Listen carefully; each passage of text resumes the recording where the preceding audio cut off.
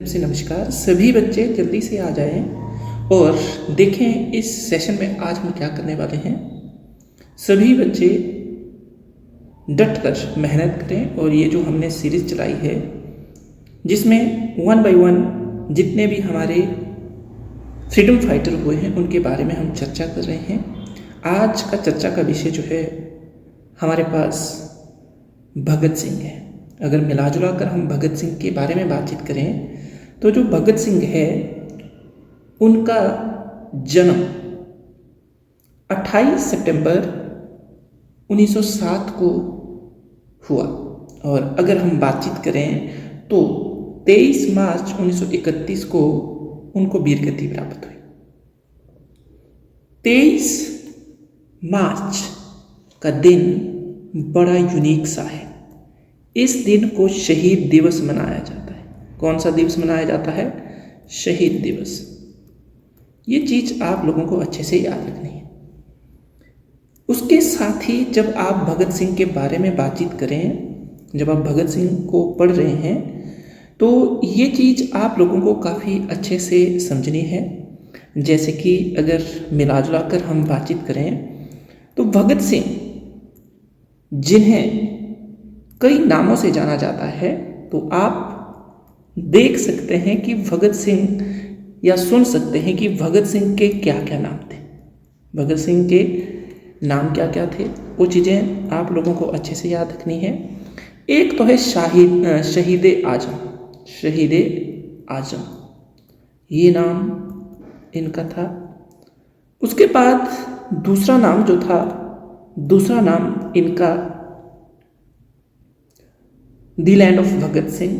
अगर आप ध्यान से देखें कायदे आजम तो इनका नाम नहीं था, ये तो कायदे आजम जो था मोहम्मद अली जिन्ना का नाम था। उसी तरीके से शहीद आजम अगर आपसे पूछा जाए तो आपको कन्फ्यूजन नहीं करनी। मिला जुला कर जब आप जन्म जान बैठे इसके साथ ही इनकी शहादत कब हुई तो ये भी जान लेना ज़रूरी है कि जिस जगह पर इनका जन्म हुआ वो जगह काफ़ी यूनिक है। उस जगह का नाम जो है वो काफ़ी यूनिक है और वो पंजाब में पड़ने वाला ज़िला लायलपुर है। लायलपुर में बार बार आपसे ये बात क्यों कह रहा हूँ, इम्पॉर्टेंट है। और गांव का नाम बंगा है। उस वक़्त की बातचीत है जब अंग्रेज भारत पर राज किया करते थे। उस वक़्त ये जो गांव था ये गांव ब्रिटिश प्रोविंस हुआ करता था। वर्तमान में ये गांव पाकिस्तान या जिसको हम पश्चिमी पंजाब कहते हैं उसमें देखने को मिलता है। तो मिला जुला कर इनका जन्म इस जगह पर हुआ। बचपन कैसे बीता तो बचपन की बातचीत करें तो ये उग्र विचारों वाले बच्चे थे। बचपन में इनका झुकाव एजुकेशन की तरफ नहीं था और ये देश की जो क्रांतिकारी गतिविधियाँ थी उनमें ज़्यादा इंडल्ज रहे हैं बचपन से ही। स्कूल में कुछ अच्छे नहीं उतरे ये, पर जब एक बार क्लास में टीचर ने पूछा कि बेटा आप करना क्या चाहते हैं तो उनका एक सवाल था, मैं भारत माता के लिए जीना चाहता हूँ, भारत माता को आज़ाद करवाना चाहता हूँ। ये कहानी स्कूल के समय की। माँ बाप के बारे में चर्चा करें तो एक बार जब माँ बाप इनसे परेशान हो जाते हैं कि स्कूल में बच्चा अच्छा नहीं कर रहा है, स्कूल की गतिविधियों में उसका इंटरेस्ट नहीं है, वो बाहरी गतिविधियों में ज़्यादा इंटरेस्टेड है, तो उन्होंने प्लान किया, एक योजना बनाई और इस योजना के तहत उनकी शादी रची गई। उन्होंने सोचा कि शायद शादी करवा दें तो उसके बाद क्या होगा कि भगत सिंह सुधर जाएंगे और सुधरने के बाद इनका जो एक प्रकार का बाहरी रवैया है मतलब समाज के मतलब देश के प्रति और जो पारिवारिक दृष्टि से और साथ में एजुकेशन की दृष्टि से उतना वो ध्यान नहीं देते थे। उन्होंने जो सर्वोच्च या जिसको हम प्राइमरी फोकस था उनका क्रांतिकारी गतिविधियों में था, देश को आज़ाद करवाने में उनका ज़्यादा इंटरेस्ट था। तो ये जब माँ बाप को पता चलता है कि हमारा बच्चा कहीं ना कहीं इस गतिविधि में इंटरेस्ट है और इसके साथ ही ये कोई गलत बात नहीं थी, पर इनकी उम्र उस वक़्त आई थिंक 9 से 10 या मतलब ऐसे मान के चलो कि जो हमारी मिडिल एजुकेशन होती है उस दौरान ही ये इन गतिविधियों में इंटरेस्ट हो गए थे।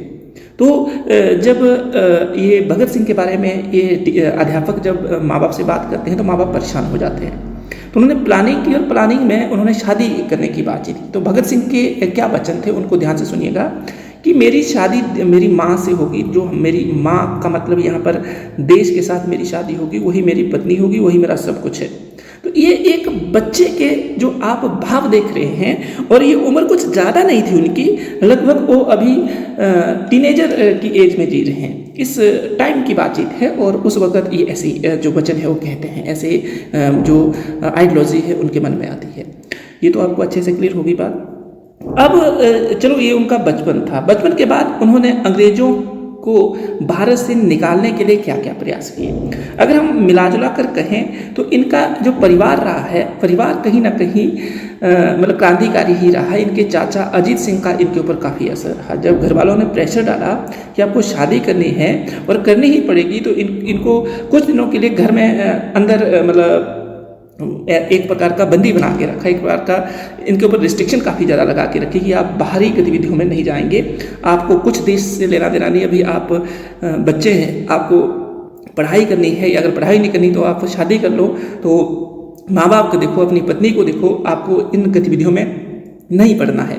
पर जो अजीत सिंह है वो स्वतंत्रता संग्राम सेनानी थे, तो उनका कहना था कि वो ऐसा कहते हैं, और ये लाइनें कई इतिहासकारों ने अपनी किताबों में लिखी है। वो कहते हैं कि देख बेटा, अगर हमारी तरह ज़िंदगी जीनी है तब तो कोई बात नहीं, तब शादी कर लो, जैसे हमने शादी की आप भी शादी कर लो, और फिर क्या होगा, जैसे हमने जीवन जिया वैसा आप भी जियो।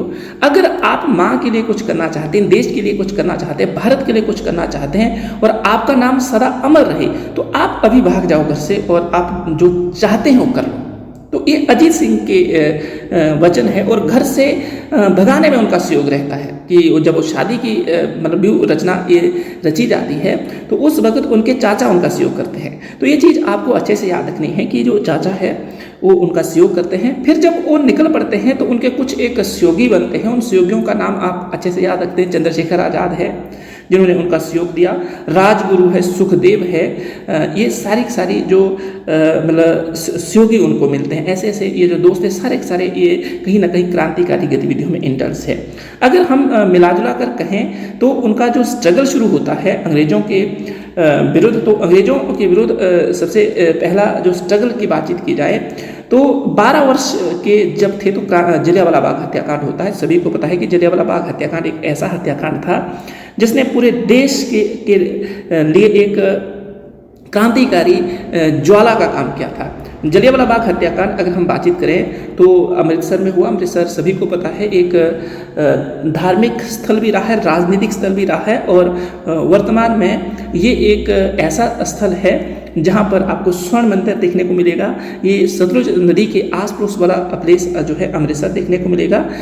ये हमारे लिए क्यों इम्पोर्टेंट है, जलियांवाला बाग हत्याकांड जो है जब ये होता है, और ये जलियांवाला बाग हत्याकांड से ये जो हमारे भगत सिंह है वो इतना मीन्स प्रभावित होते हैं कि वो ठान देते हैं अब तो क्या है, अब कुछ करना ही पड़ेगा, कुछ करना ही पड़ेगा। और जलियांवाला बाग हत्याकांड के बाद क्या किया भगत सिंह जो है, अगर आप ध्यान से सुनेंगे तो लगभग मतलब आई थिंक 10-12 किलोमीटर से भी ज़्यादा चलकर जलियांवाला बाग पहुंचे थे, और वहाँ पर उन्होंने देखा।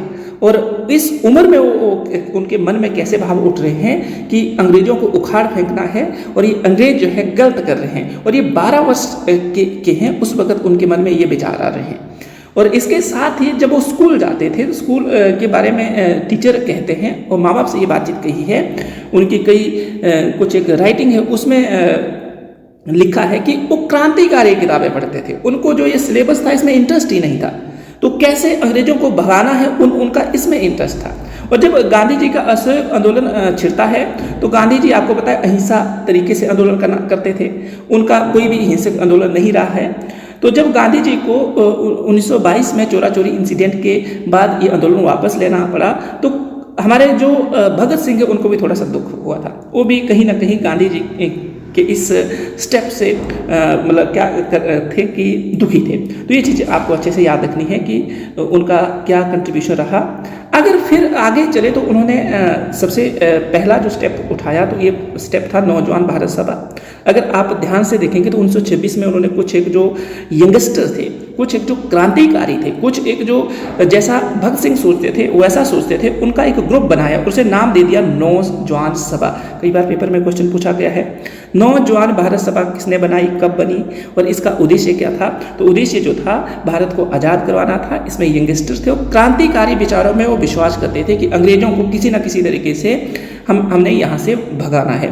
अगर हम बातचीत करें तो HRA का नाम सुना होगा आपने, हिंदुस्तान रिपब्लिक एसोसिएशन। 1924 के आस पड़ोस में कानपुर में इसका गठन किया गया और जब गठन किया गया था तो उस वक्त जो भगत सिंह थे उसके सदस्य नहीं बने थे, पर कुछ दिनों के बाद भगत सिंह इसके सदस्य बन गए और सचिंदर सन्याल ने इस संघ या इस एसोसिएशन या इस पार्टी या दल की स्थापना की और इसका उद्देश्य भी कहीं ना कहीं भारत को आज़ाद करवाना था। पर धीरे धीरे क्या हुआ कि हमारे जो कुछ एक क्रांतिकारी नेता थे इसमें शामिल हुए और फिर क्या हुआ, सचिंदर सन्याल ने एक पत्रिका मतलब लिखा करते थे जिसका नाम बंदी जीवन था। तो बंदी जीवन में वो आर्टिकल ऐसे छापते थे जो अंग्रेजों के अगेंस्ट होते थे। तो बाद में उनको भी जेल हुई और जेल देने के बाद सजा भी हुई।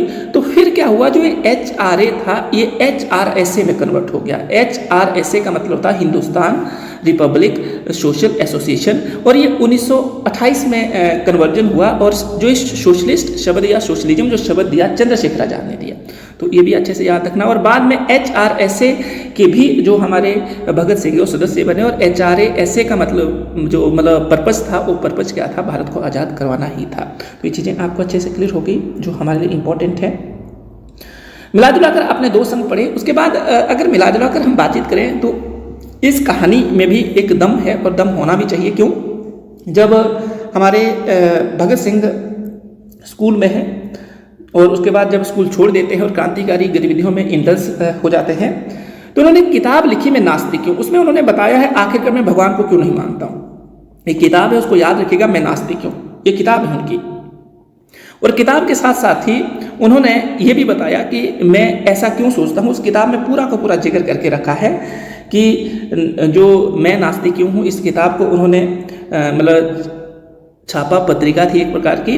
इसके अलावा सबसे जो महत्वपूर्ण काम था इनका, जब लाला लाजपत राय की मृत्यु होती है, साइमन कमीशन के जो बहिष्कार में वो खड़े होते हैं तो लाहौर में उनके ऊपर लाठीचार्ज होता है। 17 नवंबर 1928 के आसपास में लाला लाजपत राय की मृत्यु हो जाती है। उससे पूरे देश को दुख का सामना करना पड़ता है, शोक में देश डूबा हुआ है।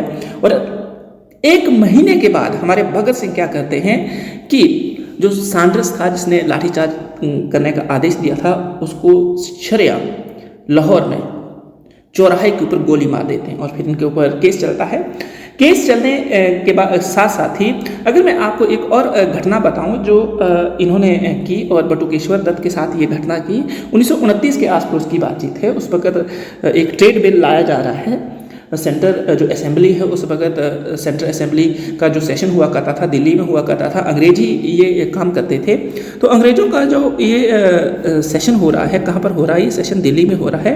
8 अप्रैल 1929 की बातचीत है। इन्होंने बम फेंका और बम फेंक कर ये भागे नहीं, किसी को हानि पहुंचाना इसका उद्देश्य नहीं था, पर अंग्रेजों को आगाह करना था, अंग्रेजों को सचेत करना था, उनकी आंखें खोलनी थी कि कहीं ना कहीं आप गलत कर रहे हैं, आप इस गलती को मत कीजिए। क्योंकि ये जो बिल पेश किया जा रहा था ट्रेड बिल, वो कहीं ना कहीं इंडियन के फेवर में नहीं था। एक इसके अलावा कुछ एक अन्य जो बिल थे वो तो पहले से ही भारतीयों के फेवर में नहीं थे। तो इसलिए इन्होंने क्या किया, ये सेंट्रल असेंबली में बम फेंका और जब बम फेंका गया तो बम फेंकने के बाद क्या हुआ कि ये भागे नहीं, इन्होंने अपनी गिरफ्तारी दी। तो ये चीज़ भी आपके लिए इंपॉर्टेंट है।